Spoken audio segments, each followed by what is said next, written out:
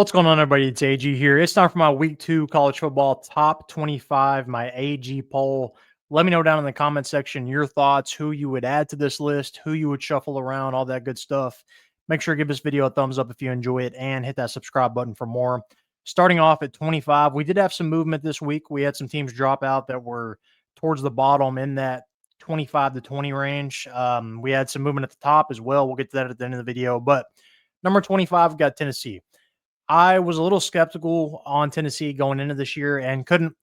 It's hard to tell too much from a win over Syracuse, but I thought their offense looked good enough. I think Joey Aguilar is going to be fine in that system. So I've got Tennessee coming in number 25. Number 24, a big leaper for me, a team coming in way off the radar, Utah. I wasn't super high on UCLA necessarily this season, but I thought they could compete a little bit.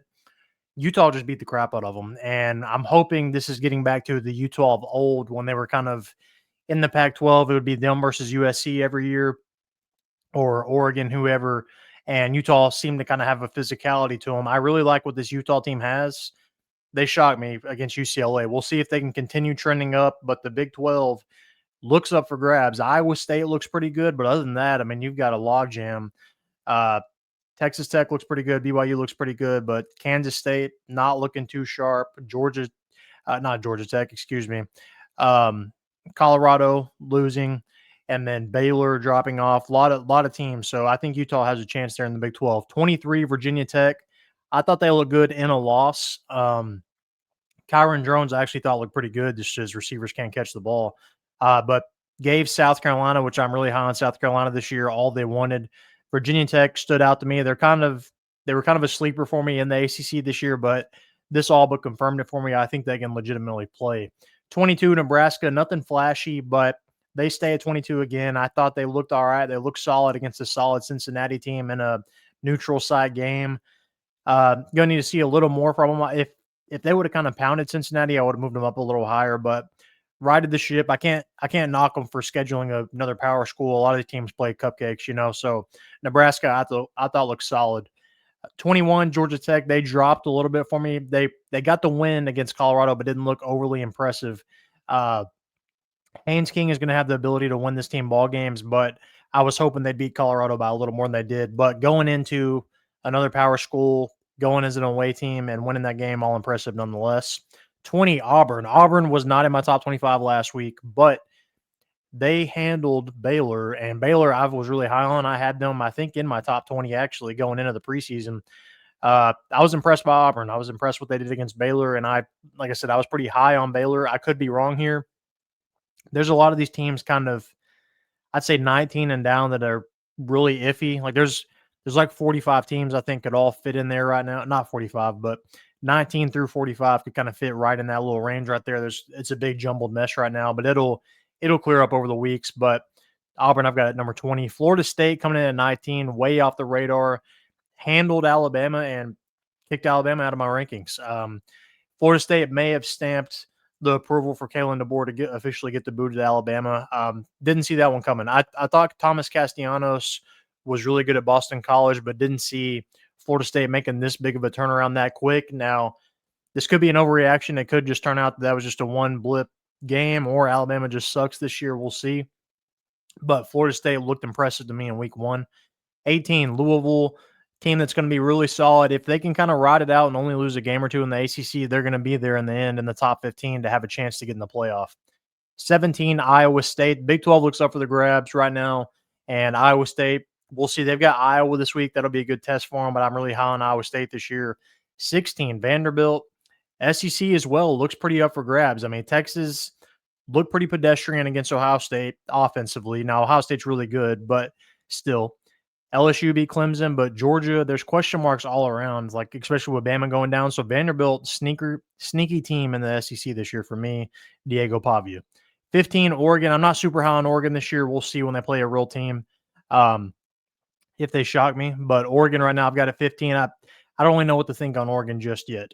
14, Illinois. Illinois, I think, has a good chance to go pretty deep this year with their schedule. They're going to make some noise in the Big Ten. Besides, I would say Ohio State and Penn State, I think it's pretty up for grabs this year in the Big Ten in that like 3 through 6 or 7 range, but Illinois, I've got a 14. Michigan, 13. They've got a test this week against Oklahoma. They looked okay. Nothing special against they played New Mexico. I thought they would handle New Mexico a little more, but that's kind of not their style, the way they play. You know, they just play good defense and kind of okay offense. But Michigan dropped them a little bit. I was pretty high on them going into the year. I've got them at 13. Number 12, Ole Miss. They jumped up a lot for me. I thought they looked pretty solid in their win. We'll see. They've got, I think, Tulane in a couple weeks. That could be an interesting test for them. 11, USC. I'm really high on USC this year. I like the way they looked in week 1. They are trending in the right direction. If they can just get any defense whatsoever, a little bit of physicality, USC could sneak into the playoff. 10, I've got Florida. They've got a test this week with South Florida, and Florida has a brutal schedule, as always, it seems like. But Florida, number 10, I don't know. I'm a little hesitant on Florida to rank them higher, but they definitely have, I think, the potential to be even higher than 10. But I think they could also free fall. Number 9, Notre Dame. They actually moved up for me despite a loss. I thought they looked good. I'm pretty high on Miami this year, and Notre Dame held their own against them. I think CJ Carr is only going to improve at quarterback as the year goes on. That defense is good. They've got some receiver weapons. They just got to get Jeremiah Love the ball more, I think. They were trying to get a little too fancy, I thought, and putting Jeremiah Love at receiver and stuff. Just hand the guy the ball and win the game. Number 8, South Carolina, dropped them a little bit. They played a tough, solid Virginia Tech team and ended up pulling away, but as high as I've been on the Norris Sellers, I kind of thought they would handle Virginia Tech a little more than they did, but South Carolina, number 8. Number 7, Miami, really impressive win over Notre Dame. Carson Beck looks the part. I think Miami is improved this year. I think they'll be a playoff team. Number 6, Clemson. Really good game against LSU to start the year, but their offense just couldn't really get anything going against LSU. Cade Klubnik, when he would hit them, they just couldn't catch the ball. You've seen that a lot across college football this week, a lot of drops. Number 5, LSU. I was impressed. I thought Clemson would beat them. I was wrong. We'll see if this is the year Brian Kelly can get LSU in the playoff.